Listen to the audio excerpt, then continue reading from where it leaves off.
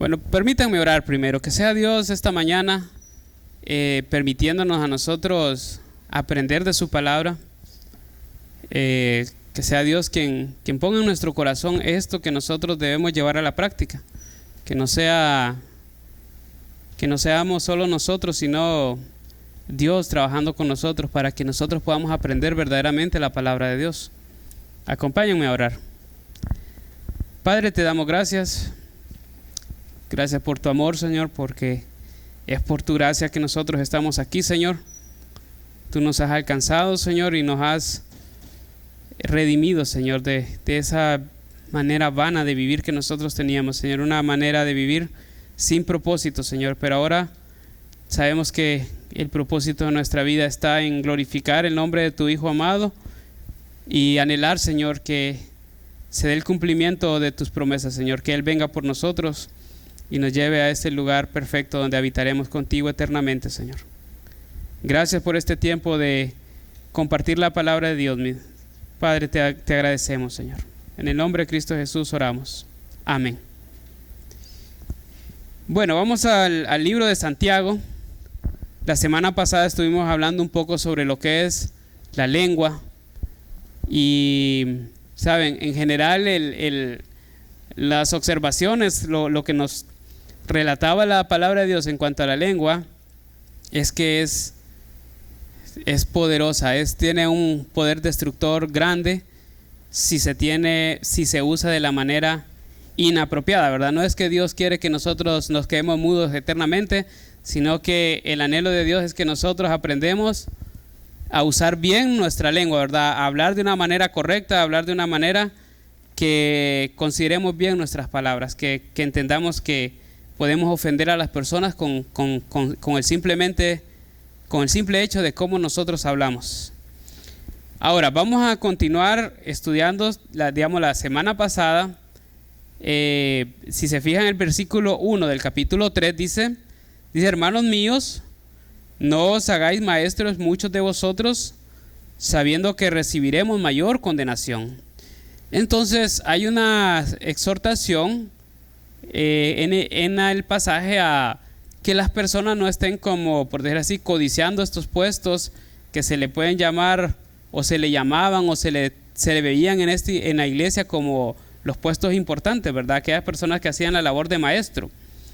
Y después de esta advertencia de no anhelar esa posición de maestro, viene lo que es como una explicación amplia de lo peligroso que puede ser nuestra manera de hablar, ¿verdad? Considerando que el maestro, su principal herramienta va a ser su lengua. Entonces era una exhortación grande a aquellas personas que anhelaban estas posiciones, recordándole el poder que tiene nuestra lengua para destruir si no lo usamos correctamente.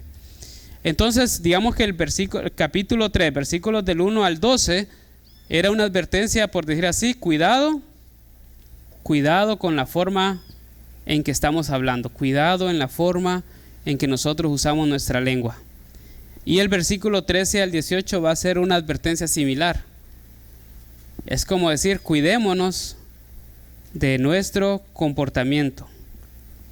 Cuidémonos de cómo nosotros nos estamos comportando. No es importante, pero es importante ponerle atención a lo que sale de nuestra boca, pero también es importante observar nuestra conducta, observar cuál es nuestra forma de comportarnos con las demás personas, porque es tan importante delante de Dios lo que nosotros hablamos como lo es la manera en que nosotros nos comportamos con las demás personas. Así que vamos a ver este pasaje, y este pasaje en general va a tener un contraste entre lo que es la sabiduría humana y la sabiduría de Dios, entendiéndolo de esta manera, que es por causa de nuestra sabiduría que nosotros actuamos.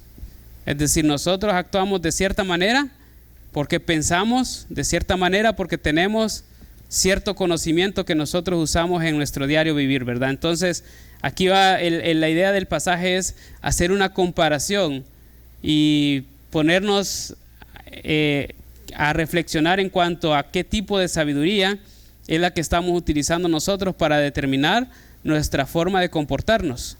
Así que vamos a ir leyendo poco a poco el pasaje. Vamos a leer primeramente los versículos 13 y 14 y luego vamos a seguir viendo poco a poco lo que la palabra de Dios nos enseña. Entonces dice en los versículos 13 y 14: ¿quién es sabio y entendido entre vosotros? Muestre por la buena conducta sus obras en sabia mansedumbre. Pero si tenéis celos amargos y contención en vuestro corazón, no os jactéis ni mintáis contra la verdad. Ahora miremos estos dos versículos con atención. El versículo 13 comienza siendo como una pregunta para que nosotros mismos la contestemos a nosotros mismos, ¿verdad? Dice: ¿quién es sabio y entendido entre vosotros? Es como que Santiago le estaba hablando a la congregación y le decía: ¿quién es de ustedes considera que es una persona sabia, que es una persona entendida? Recordemos que el contexto es que viene diciéndoles en el versículo 1: no se hagan muchos maestros, muchos de vosotros, ¿verdad? Entonces, en la misma idea y para las mismas personas viene dirigida esta palabra. ¿Por qué? Porque normalmente aquella persona que aspira a ser maestro es una persona que considera que es una persona sabia y que es una persona entendida. ¿Qué quiere decir con esto de entendida? Que es una persona que ha adquirido los conocimientos necesarios como para poder ejercer la función de maestro, o para poder ejercer la función de una persona que va a llevar por su propia cuenta una serie de enseñanza, ¿verdad? No necesariamente a un nivel como, por decir así, congregacional como estamos nosotros. Podría ser un maestro que se dedica de manera personal a enseñarle a otra persona, que eso es lo que nosotros llamamos el discipulado, ¿verdad? Entonces también aquella persona que participa en discipulado es una de estas personas que están fungiendo como maestro, porque están cumpliendo la labor de enseñar. Entonces a estas personas se le hace una pregunta: ¿quién de ustedes se considera sabio? ¿Quién de ustedes considera que tiene el conocimiento adecuado para ejercer esta labor que se les puede encomendar? Porque es algo que Dios ha determinado, que en la iglesia se necesitan maestros. Ahora, ¿qué se le pide? ¿Qué le pide Santiago a estas personas que consideran que tienen el conocimiento adecuado y que tienen la sabiduría adecuada para poder desarrollar la labor de ser maestros para otras personas? Entonces le dice: muestre por la buena conducta sus obras en sabia mansedumbre.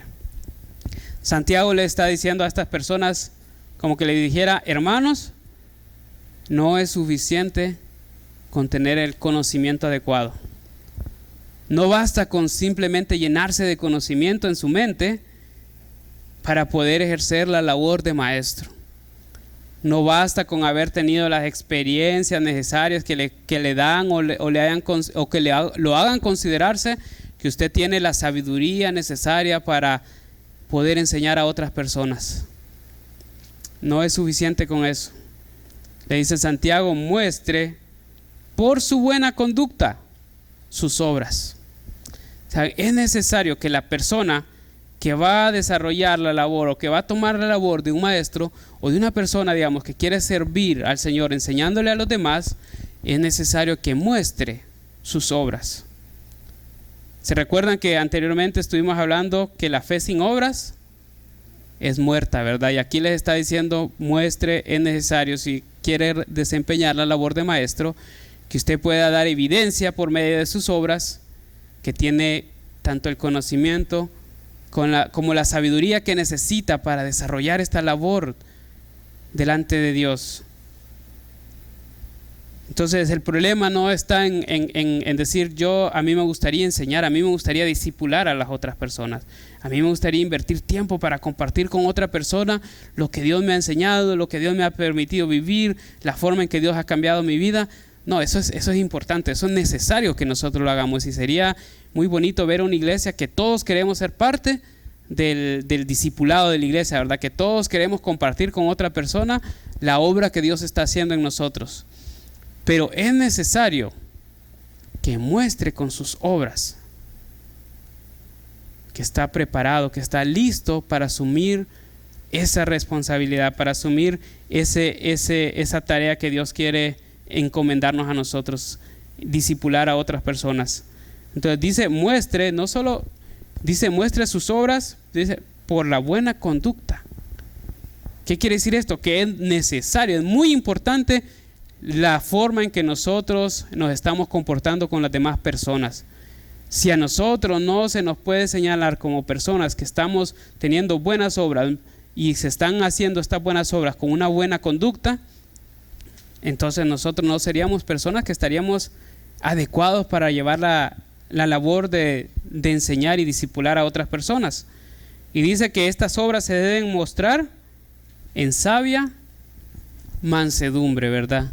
O sea, la idea no es aquí que porque yo soy una persona que he estado sirviendo al Señor, porque he logrado hacer varias cosas para el Señor, que voy a venir aquí a ser como una persona presumida, ¿verdad? O a reclamar una posición, o a reclamar ciertos derechos en la iglesia por la obra, por la participación, por la colaboración que le está dando en la iglesia, sino más bien dice que se muestre por la buena conducta de esas obras en sabia mansedumbre. Tiene que ser de una manera sabia y tiene que ser caracterizada por la mansedumbre. Entonces, ¿cuál es la idea de mansedumbre? ¿Saben? La idea de mansedumbre no es una persona que no sabe qué hacer. Voy a explicárselo de esta manera. Es como cuando usamos la palabra manso, cuando un animal que es silvestre o salvaje se llega a poner en un estado que pueda ser controlado, ¿verdad? Es como decir, los caballos normalmente en su naturaleza, ellos no son mansos. Ellos al nacer tienen que pasar un proceso de adiestramiento para llegarlo a ser un caballo manso, ¿verdad? Entonces cuando ya está adiestrado, cuando ya puede estar bajo control, entonces ya se le dice que es un caballo manso, pero el caballo sigue siendo caballo, sigue teniendo toda su fuerza, sigue teniendo toda esa potencia, sigue teniendo esa energía, sigue teniendo la capacidad de carga, sigue teniendo todo ese poder que Dios le ha delegado, ¿verdad? Pero ahora todo ese poder está bajo control, ¿verdad? Ya no es un poder que se va a salir de la mano. Ya no es un caballo que va a hacer lo que él quiere, sino es un caballo que está listo para dejarse dirigir. Entonces decimos que es un caballo que ha sido amansado, ¿verdad? Entonces cuando hablamos de la mansedumbre para nosotros, no es que de repente llevamos un proceso de amansamiento como los caballos, ¿verdad? Pero en esencia Dios nos va moldeando y Dios nos va entrenando y Dios nos va ayudando a que nosotros seamos personas que estemos bajo control. Entonces cuando nosotros ya podemos vivir una vida en la que nosotros estamos viviendo bajo control, dejándonos dominar por el poder de Dios, por la dirección de Dios, siendo controlados por Él, entonces nosotros decimos que hemos sido personas que somos mansos. Saben, hay una persona en la Biblia que se le llama que era una persona muy mansa. Es Moisés. Saben, Moisés fue la persona que tuvo en su momento la máxima posición de autoridad en el pueblo de Israel.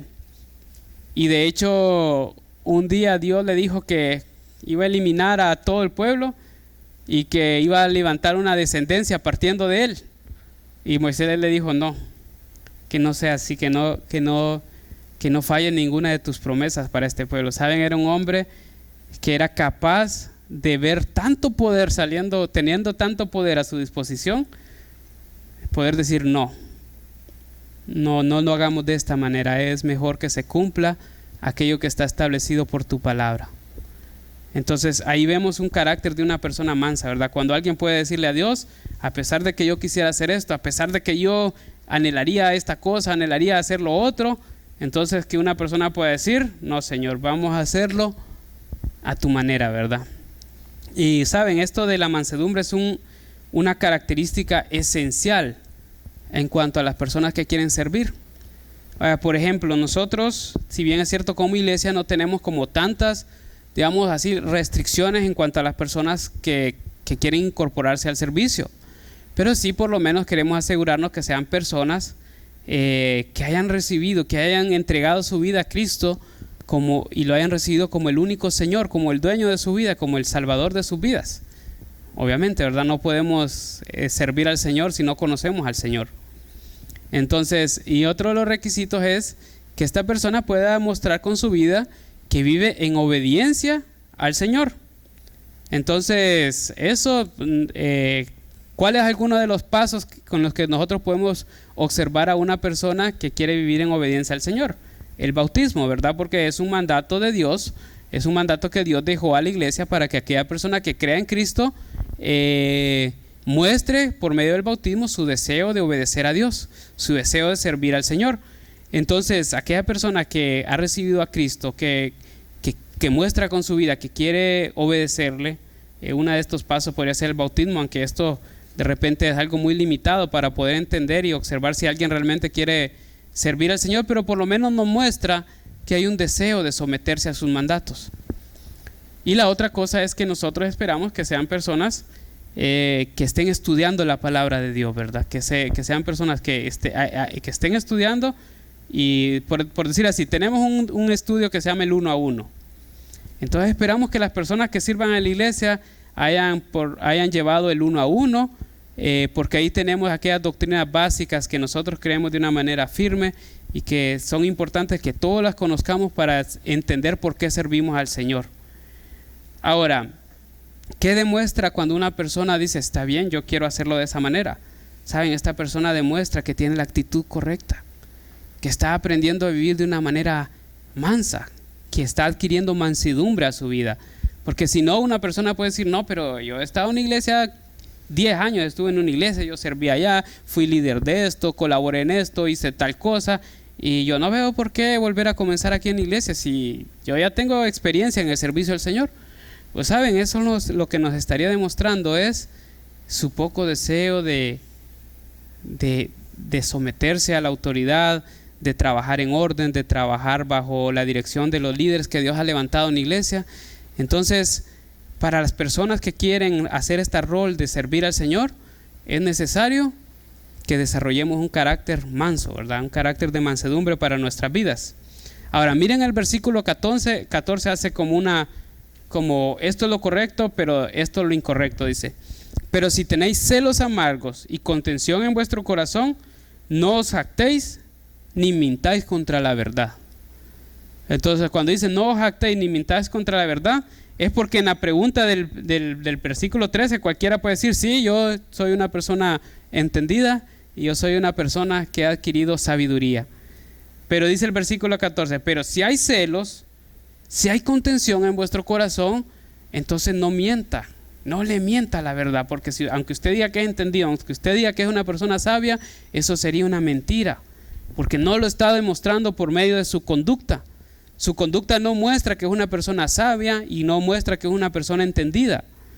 Y cuando hablamos de celos y contención, saben, en la iglesia se da mucho esto de los celos. Esto se da así como, ¿por qué tal persona está sirviendo en tal área? ¿Por qué si esta persona es así? Si yo de repente pudiera hacer lo mismo también, esta persona hace esto, yo no hago lo otro. Y empieza a haber aquella como contención, aquellos celos, ¿verdad? Anhelando la persona, el puesto o las labores o las cosas que hace otra persona. Y Dios dice, si eso es lo que hay en su corazón, si usted en vez de gozarse por el servicio de las otras personas, en vez de gozarse y animar a la otra persona por el esfuerzo que está haciendo, por la labor, por lo que le está costando, aunque sea una persona de repente que no hable muy bonito, o que no explique muy bien, o una persona que no toque muy bien, o que no cante muy bien, o que no dé bien una clase, pero está haciendo el esfuerzo, lo está haciendo para el Señor. Dios le está utilizando a esta persona, y de repente en nuestro celo empieza a haber contención y decimos, no, pero yo lo podría hacer mejor, yo también estoy capacitado, y por qué solo a esta persona se le da la oportunidad, y empezamos a no mostrar una actitud de mansedumbre en nosotros. Entonces, si nosotros decimos que estamos listos, que somos personas entendidas, que somos personas sabias, entonces no debería haber ningún tipo de celo en nuestro corazón, no debería haber ningún tipo de contención. Más bien deberíamos ser personas que animamos y apoyamos a los demás y conscientes de que en su momento Dios nos va a dar la oportunidad para servir junto con ellos, para participar con ellos, para ser edificados por ellos. Entonces, el pasaje tiene esta idea, ¿verdad? Viene hablando en el versículo 1, en el capítulo 3, de que no anhelemos ser maestros. Y sobre todo cuando en nuestro corazón se evidencia celos, cuando se evidencia contención, es como cuando nosotros deberíamos decir, no, no es el momento donde yo debería participar. Necesito crecer más, necesito que Dios haga una obra en mi corazón, necesito llegar y desarrollar una actitud de mansedumbre y que se muestre por mis obras que yo estoy listo para servir. Ahora, dice el versículos 15 y 16, porque esta sabiduría no es la que desciende de lo alto, sino terrenal, animal y diabólica, ¿verdad? ¿A qué tipo de sabiduría se está hablando? Al tipo de sabiduría que tiene una persona que alberga celos y contención en su corazón. Esta persona que tiene esta actitud, que no tiene una actitud de mansedumbre en su vida, entonces es una persona que su sabiduría viene no de aquello que Dios ha dejado como para infundirnos sabiduría. Esa sabiduría es la sabiduría humana que somos capaces de adquirir en el mundo y que está influenciada por Satanás.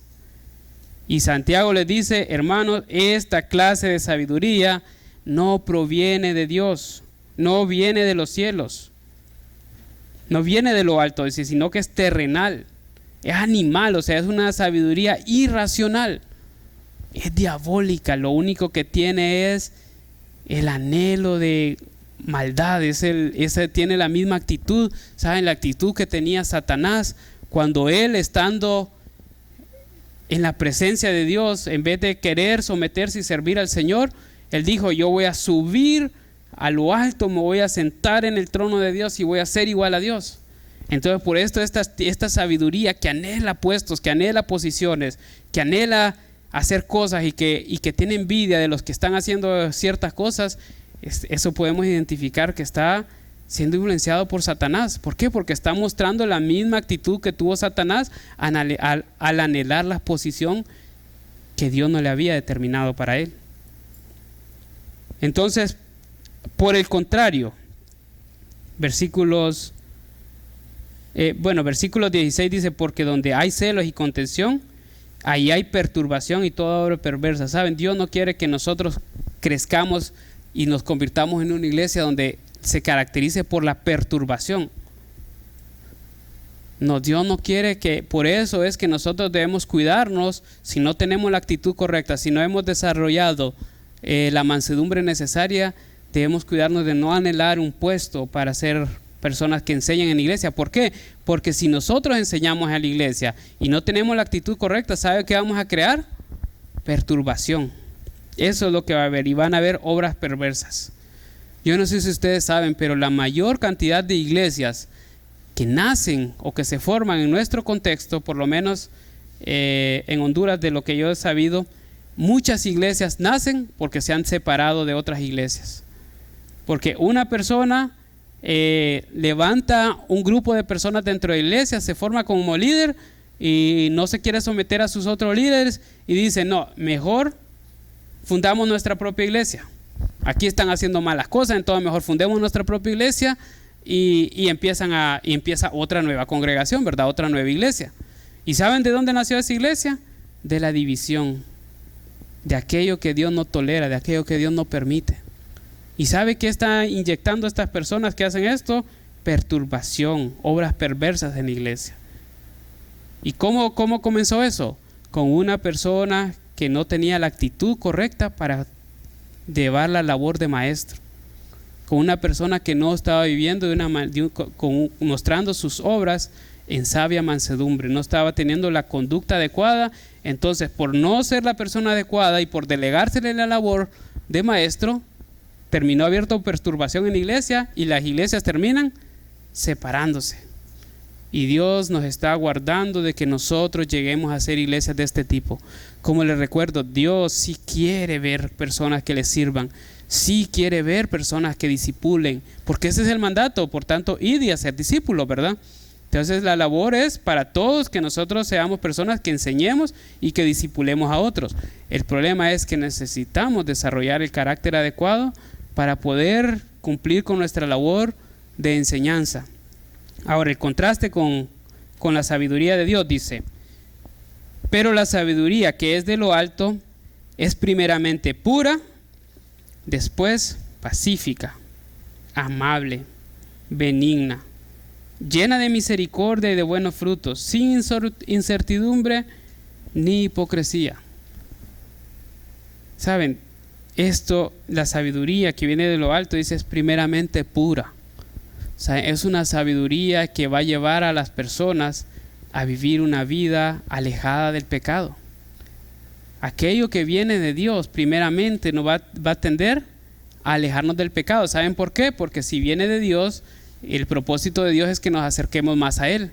Y lo que nos separa de Dios es el pecado. Entonces, primeramente, la sabiduría que viene de Dios es una sabiduría que va a acercarnos más a Dios, no que nos va a alejar más de Dios. Dice, después es pacífica. O sea que esta sabiduría va a hacer que las personas no sean personas contenciosas. Y saben, muchas veces en la posición de maestro, nosotros a veces cuando asumimos esta posición de maestro, a veces tendemos a hacer más que enseñanza, tendemos a entrar más bien en contiendas. Y Dios, la sabiduría que viene de lo alto, es una sabiduría que no nos lleva a contiendas, ¿saben? Y nosotros tenemos que cuidarnos, tanto como personas como iglesia, que cuando entremos o cuando estemos en un tiempo de estudio, de discipulado, que nuestros tiempos de estudio y discipulado no se conviertan en contiendas, en oportunidades para defender opiniones personales, ¿verdad? Sino más bien que nos apeguemos a la sabiduría de Dios y que esa sabiduría nos lleve a no ser personas contenciosas, sino más bien pacíficas, amables, benignas.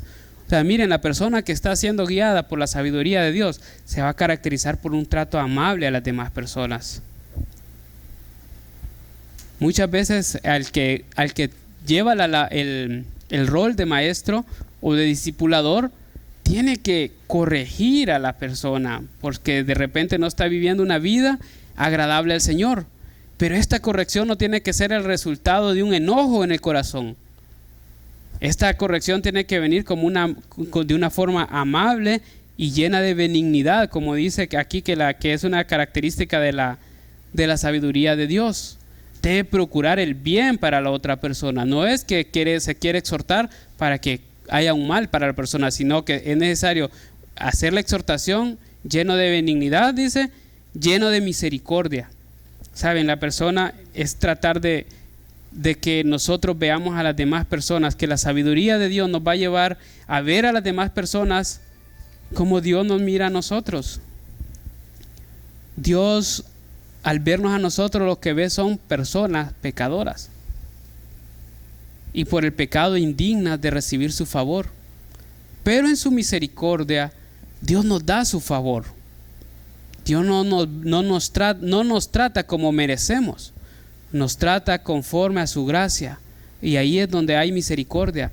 Entonces, si la sabiduría que viene de lo alto, aquella sabiduría que viene de Dios, nos va a llevar a tratar a las personas no como se lo merecen, nos va a llevar a tratar a las personas como necesitan, según la necesidad que tienen. Si han hecho algo incorrecto, no los vamos a llegar y cortar y juzgar por aquellas cosas incorrectas que han hecho, sino que vamos a ver de qué manera puedo yo ayudarle a la persona a dejar aquello incorrecto que está haciendo, porque la sabiduría de Dios me va a llevar a eso. Dice, llena de misericordia y de buenos frutos. Cuando nosotros actuamos según la sabiduría de Dios, vamos a ver que van a haber buenos frutos también. Va a haber edificación para la iglesia, edificación para las personas, edificación para nosotros mismos, y vamos a ver que Dios está permitiendo que se desarrolle una obra por medio de nosotros porque estamos recibiendo y apegándonos a la sabiduría de Dios. Y dice, sin incertidumbre ni hipocresía. O sea, en la sabiduría de Dios no hay incertidumbre, porque Dios ha determinado con claridad qué es bueno y qué es malo. Entonces nosotros no vamos a estar divagando entre lo bueno y entre lo malo, porque Dios claramente nos enseña y su Espíritu Santo nos ayuda a discernir aquellas cosas que son buenas y que son malas, ¿verdad? Entonces nosotros vamos a poder actuar sin incertidumbre y poder animar, exhortar, ayudar a las personas, señalándoles y ayudándoles a ver aquellas cosas que son buenas y también aquellas cosas que son malas. Y dice también que la sabiduría de Dios no tiene hipocresía. La hipocresía es la idea de que delante de las personas tengo una cara y cuando me doy la vuelta tengo otra cara, ¿verdad? Es como doble cara o personas que no son reales, que no se sabe cómo es con una persona, está con una persona y le habla amablemente, está con otra persona y va a decir, pues checa, mira aquella persona, y ya empieza como a juzgar o a chismear a la persona. No, cuando actuamos conforme a la sabiduría de Dios, vamos a tener una sola cara, ¿verdad? Vamos a hacer de frente lo mismo, y cuando no estemos con la persona lo mismo, porque es la sabiduría de Dios la que nos está ayudando. Y dice el versículo 18, y el fruto de justicia se siembra en paz para aquellos que hacen la paz. Recuerdan que la sabiduría de Dios es pacífica, ¿verdad? Entonces el fruto de justicia va a ser paz. El fruto de actuar de una manera sabia, pero con la sabiduría de Dios, va a ser paz. Pero una paz que se va a sembrar en justicia, ¿verdad? No va a ser no vamos a querer y anhelar paz cuando nosotros no estamos sembrando justicia, cuando nosotros no estamos anhelando que Dios haga justicia, cuando nosotros no estamos anhelando ver que a las personas se les dé un trato justo y que tengamos aquellas cosas que son correctas, ¿verdad? Entonces la diferencia entre la sabiduría del hombre y la sabiduría de Dios es totalmente opuesta, ¿verdad? Es como estar una en el norte, otra en el sur, y no se asemejan en nada. La exhortación de Santiago para nosotros es que si nosotros, y qué bueno que nosotros podamos participar del trabajo del discipulado, de la enseñanza de la palabra de Dios y poder cumplir el mandato de Dios de ir y hacer discípulos, es que nos cuidemos de tener la actitud correcta, que dependamos de la sabiduría de Dios y que no dependamos de nuestra propia sabiduría, porque la sabiduría que viene de nosotros, ¿saben? Sabiduría es ese conjunto de conocimientos y experiencias que nosotros hemos adquirido para determinar nuestro comportamiento. Pero saben, toda persona tiene sabiduría. ¿Por qué? Porque todos han adquirido conocimiento y todos han adquirido experiencias. El problema es que el conocimiento y la experiencia que viene del mundo provoca una sabiduría terrenal, animal y diabólica. Pero si nosotros anhelamos y buscamos la sabiduría de Dios, va a ser una sabiduría que va a ser pura, pacífica, amable, benigna, llena de misericordia, de buenos frutos, sin incertidumbre y sin hipocresía, ¿verdad? Entonces la exhortación para nosotros es: busquemos la sabiduría de Dios donde nosotros sabemos que la podemos encontrar, ¿verdad? Es a través de la palabra de Dios y a través del convivir con otras personas que ya han adquirido sabiduría, ¿verdad? Que han vivido para el Señor, que sus frutos demuestran que son personas que están haciendo la labor de una manera mansa y sabia, que vemos frutos verdaderos, frutos dignos de una vida cambiada por el Señor. Entonces la relación con este tipo de personas nos va a ayudar mucho a adquirir sabiduría, y la relación con la palabra de Dios, estar con la palabra de Dios, tener tiempo en la palabra de Dios, eso nos va a ayudar a nosotros a desarrollar esta sabiduría que viene de Dios. Pero si no estamos haciendo ninguna de estas dos cosas, entonces ténganlo por seguro que la sabiduría con la que usted está viviendo su vida es terrenal, animal y diabólica, ¿verdad? Que de eso usted no va a sacar nada bueno, que de eso usted no va a tener buen fruto, y que todo lo que haga guiado por esa sabiduría no le va a agradar al Señor. Entonces, si en nuestra rutina normal de cada semana habituamos pasar con personas que no aman al Señor, que nos pueden influenciar para cosas que no son correctas, entonces yo les diría, necesitamos cambiar nuestros hábitos y necesitamos empezar a relacionarnos con personas que nos van a ayudar a adquirir la sabiduría que viene de Dios. Y si no estamos pasando tiempo con la palabra de Dios, es necesario que vayamos y pasemos tiempo en la palabra de Dios. ¿Saben por qué? Porque necesitamos. La otra semana vamos a estar estudiando de esta lucha que vamos a tener con el mundo y la consecuencia delante de Dios si nosotros cedemos y otorgamos nuestra amistad al mundo. Por el momento es necesario recordar, necesitamos la sabiduría de Dios. Si no estamos viviendo conforme a la sabiduría de Dios, con seguridad estamos dejándonos guiar por el mundo. Entonces no permitamos que eso pase. Vamos a orar y que sea Dios que afirme este conocimiento en nuestro corazón, esta sabiduría verdadera en nuestro corazón. Entonces nos preparamos para orar en este momento y ustedes me acompañan. Padre, gracias por este tiempo, gracias por porque tu palabra nos guía a la verdad, Señor. Padre, nosotros anhelamos que nos conviertas en personas sabias, Señor, pero conforme a la sabiduría que viene de lo alto, Señor. Aquella sabiduría pura, Señor, benigna, amable, llena de misericordia, Señor, llena de bondad, Padre Santo, que nos llevará a tener buenos frutos, Señor, que nos llevará a tener el fruto de justicia, que va a ser la paz, Señor. Ayúdanos a afirmar esto en nuestros corazones, Señor, y ayúdanos a ponerlo en práctica, Señor. En el nombre de Cristo Jesús hacemos esta oración. Amén.